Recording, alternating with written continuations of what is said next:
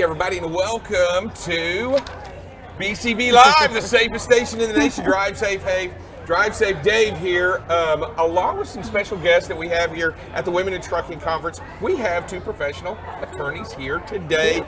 Don't worry, I'm not getting in any trouble. I'm not doing it. But hey, y'all are here, and we're talking a lot about what y'all do in the industry and what's going on. But before we do that, let's talk a little bit about nuclear verdicts, because that's what everybody's talking about around here. Tort reform and scared running around. This is trucking, right? Yes. What is more scarier than a nuclear verdict, right? I mean, is there much more scarier than that? Not much. So what is it? Who's going to tell me what it is? Sure. So a nuclear verdict is just a verdict that is a lot higher. A jury awards a lot more money than what is reasonable under the circumstances. And we're seeing a lot more of that because plaintiffs' attorneys are employing what's called reptile theory, and they use it to try to get jurors angry. They want jurors to see defendants as these large, faceless corporations that don't really care about the little guy. They're trying to take advantage of the little guy, and they want jurors to see themselves as that little guy. So the juror relates to the little guy and sends a message with a nuclear verdict to the defendant that their conduct isn't acceptable. And it's something we're seeing a lot more of in the legal world, of course. And we recently actually had a case like this where, of course, the plaintiff's attorney was trying to use reptile theory and try to get a nuclear verdict. And in that case, we had a flower shop, just a flower shop that hired a delivery driver to deliver its flowers.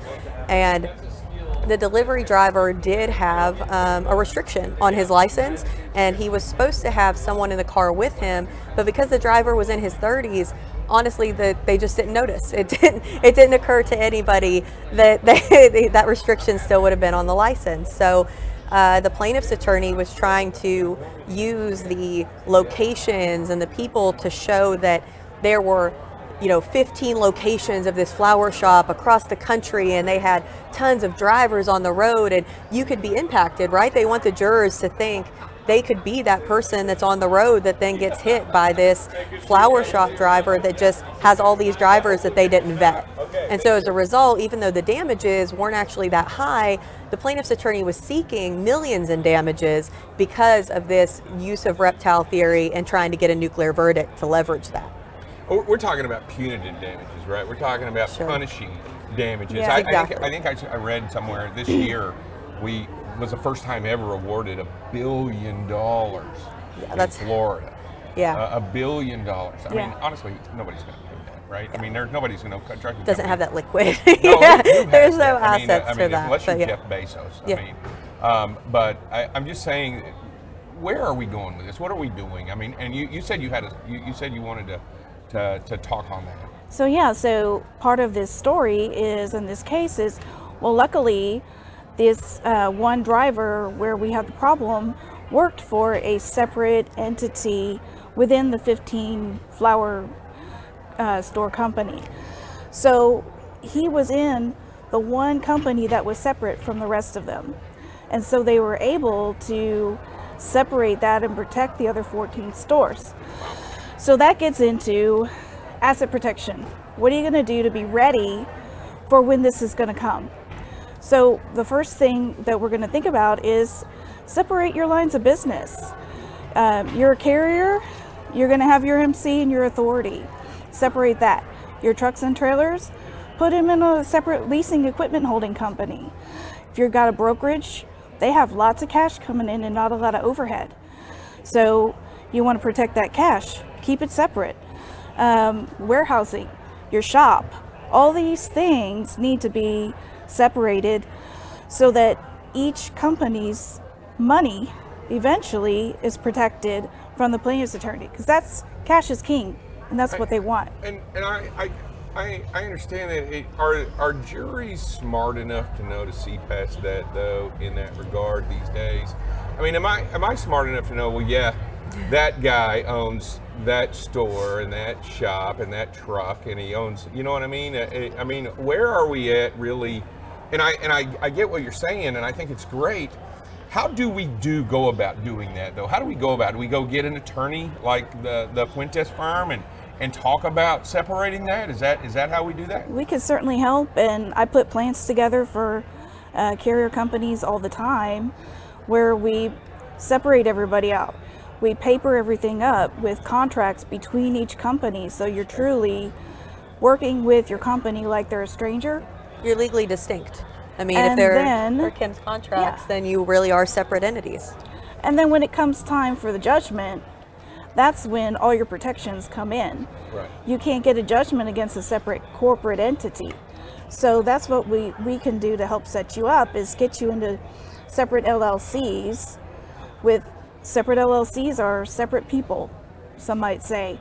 And so you can't attack one or the other as long as you stay in your lane and you make sure that the money goes in the right place. Yeah, and as I look at that, and I go back and I see all that's going on. You know, we've got huge corporations, large investment companies backing money for plaintiffs, attorneys to go after trucking companies. This is a good strategy in order to what you're talking about. Protect yourself in a different way than what we've traditionally done, right? Exactly. It allows you to keep things separate enough that if something like this were to happen, I mean, obviously that's never the goal, but if an accident were to happen, it's a lot easier for you to show, like in the flower shop case, that this was a commercial situation as opposed to residential deliveries. The other flower shops were handling the residential business, this one wasn't. So he created a separate company for it, and they did separate work, had separate contracts.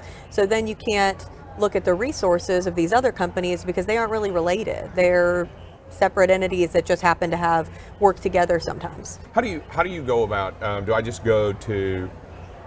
Obviously, you've got to go somebody that knows what they're doing in the industry, right? You can't just run out and grab just any attorney. So and obviously you guys over at the Fuentes firm, y'all do that. How do you go about doing that? I mean, how do you contact you, or how would you get a hold of you to do something like that? Just call our firm or go to fuentesfirm.com and send us an email. I think even on our website we have a contact us section. Potential Fill it clients. in, and somebody at our firm will contact you. Are there other best practices to follow as a trucking company that we can talk about? I mean, obviously you've got divesting all of your different businesses and creating these. What are some great ideas? And I mean, obviously you guys know it better than anybody. How am I more liable? Sure. So I think one of the things ahead of time, at least, is to make sure that your hiring and training and all of that is proper. You know, if you're following good hiring practices, having good training practices, making sure that you are doing complete background checks, making sure that you have consistent requirements in place for hiring drivers, making sure that you're doing road tests, things like that, so that if something does happen, it's easy to come back and look in your files and say, these are all the things we did to make sure that these people were qualified and did know what they were doing.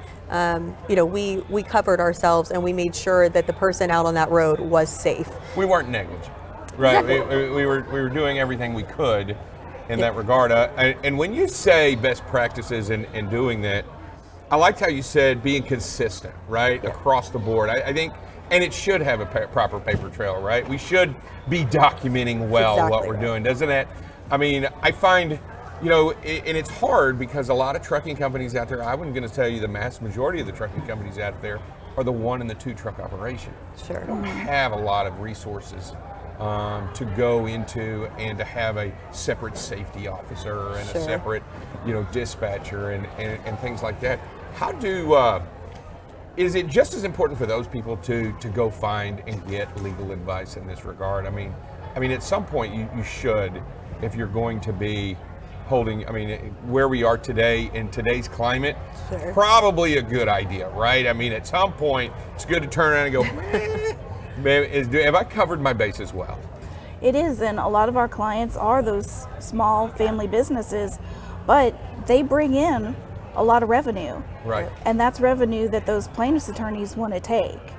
So no matter how small you are, we recommend that you talk to an attorney, talk to the Fuentes firm, somebody who knows trucking, to help you diversify your lines of business and make sure that you have protections lined up for what might happen.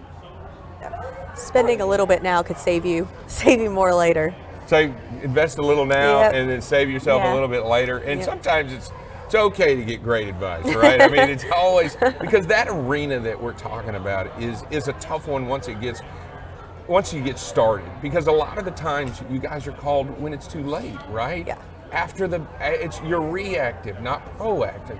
And what you're talking about doing, Kim, and you're talking about being proactive, right? Absolutely. I mean, 100% out the board. I mean, just start that way, get there, and find a way to be completely and 100% proactive, right? We have clients that come to us and they've been in business for 5 to 7 years and they didn't do it.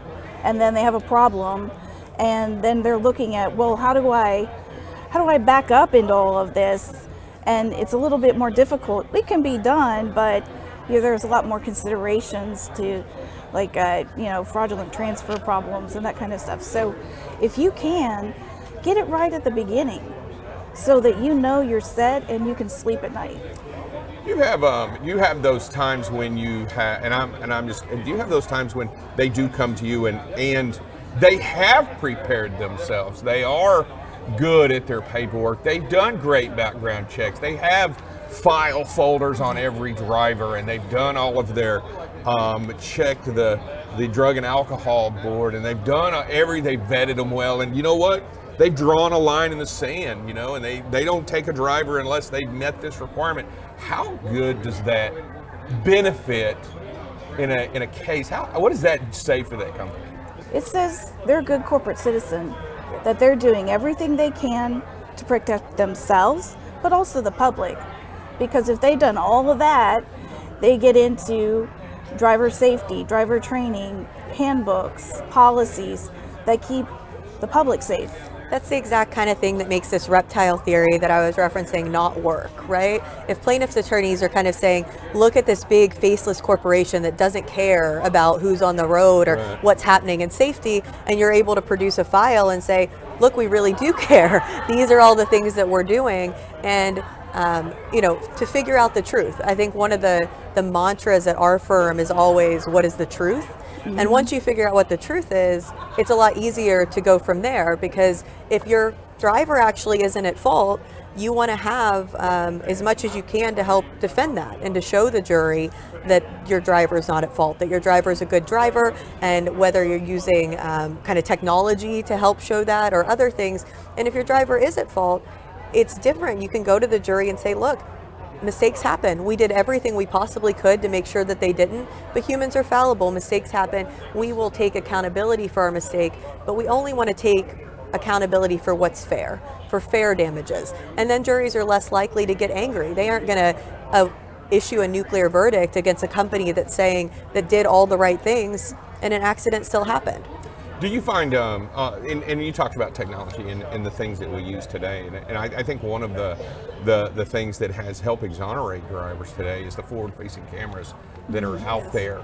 Have you found in your experience that those kinds of things continue to exonerate the drivers out there on the road and help tell the truth, tell that story that you're talking about, the actual truth of the matter, instead of his story against their story, and then all of a sudden we watch the video and we're all like, that's not anything like what they said it was. Yeah. Do you find that at all? I think that's exactly right. I mean, if the camera footage shows what happened, it's a lot easier for all of us to look at it. And if it exonerates the driver, let's show the jury that. Let's fight liability and show the jury that this didn't happen the way the plaintiff is alleging it. And if we find out that our driver was at fault, then we can say, look, we aren't going to contest liability. We know we were liable. We just want to pay what's fair. And juries understand that. They respond to it, and they will treat companies better for being good corporate citizens and for taking accountability for mistakes rather than trying to shirk their duties or kind of get one over on somebody. And these good corporate these good corporate companies that are out there, these ones that are good citizens. Does it really matter in the courtroom eventually when you get down to it? Do the juries really understand that they're good corporate citizens, or do they still see? Does that reptile theory still erode that in some way in the courtroom? I mean, I think it could go either way, but ultimately, the best you can really do is to do your best, document that, and really try. I mean, all of these trucking companies want their drivers to be safe. Right. It's just hard to maybe prove that on the backside if there's nothing showing that. So the more you can show the jury, we did everything we could, the easier it is for them to believe that than the plaintiff's attorney just saying, no, they're a big company, you know? So your advice, and each of you is your advice, is find a way to legally protect yourself, not only by doing the right thing, which is what we've all been wanting to do, but also stepping up and getting an attorney and finding some legal advice that helps you take care of some of these things that you're talking about, Kim, in splitting up these companies and making sure that you're doing everything you can once the ship sinks, right? That there's enough lifeboats in the boat to get into, right? So everybody's safe. It's kind of what we're talking about. Exactly. Be a good corporate citizen, stay in your lane, do what's right, and it takes a lot out of that big, huge story that the plaintiff gets to tell in the beginning. It deflates that when you say, you know what, we're really good. We take responsibility. Maybe this wasn't, the best thing that could have ever happened to this plaintiff, but, we're taking responsibility, and here's all the other great things that we've done. Yeah, and we continue to do, and we want to continue to be good partners in the community. I think that's important. I look today and I see, and you and I both know, and as we go down the road, we can see the billboards and we can see the negative advertising. Y'all know it's for real. We're not shirking away. We see that it's there. I think it also is important, and I like what you're saying. I think it's also important that we, in this industry, not only have to go to the associations and get tort reform and all this other stuff, but really, and I said this before we started and I threw it at you, if you fail to prepare, then you prepare to fail. Exactly. And that's what we're talking about doing here, is preparing for the worst. And in just we don't put seatbelts on because we want to be in an accident. Exactly. Right? We put them on in case there's an accident. Yep. And what you're saying, Kim, is that, and what you're also saying, and Katie, right? Yes. What you're saying, Katie and Kim, is that be prepared. Yes. In whatever way you can, not only by being a good citizen, Yep. but by preparing yourself legally and doing the things necessary to be a better trucking company, not only for your business, but for your community and everybody out there. Because ultimately, that's what we really want, right? We really want the trucking companies to be good citizens. That's exactly right. Yeah. I mean, and most of them are. They just sometimes don't know how to go about doing it. Is that right? Right. Yep. And having that preparation lets you differentiate yourself, right, from the companies people see on the billboards and are afraid of, the advertisements for these bad companies. Being able to show all the good things that you've done to make sure that that's not you will let jurors make that distinction. Well, I hope so, and I think I appreciate y'all for coming on today, man. I'm glad y'all are out here at Women in Trucking today. It's fun. It's nice to see smart, bright women in the industry making a difference. I appreciate y'all being here. Anytime. I think that we as an industry have to find a way to be more inclusive if we want to be successful. Sure. We have to be better at what we're doing in this industry, and we can't do it without guys and gals you know what I'm saying, without without you guys. We can't. And for so long, I've been doing this a long time. and it is refreshing to know that there were 1,700 people in this. They're in this audience today watching the female director of the FCA speak today, Ms. Hutchison. And it's all because we care about trucking and we care about doing the best we can and making the industry better. That's why we're here. I know, and it gets in your blood, doesn't it? It's crazy. All right, I want to thank you guys for being on, man. I appreciate it. Hey, do me a favor. Do you think you could say that right there? Do you think you could do that right there? I think I can. Okay, try it. My name is Katie Santmyer. I'm with the Fuentes firm, and you're watching BCB Live, the safest station in the nation. Just like that, awesome. Every time. This is Drive Safe Dave. We'll be back in just a little bit. Thanks, everybody.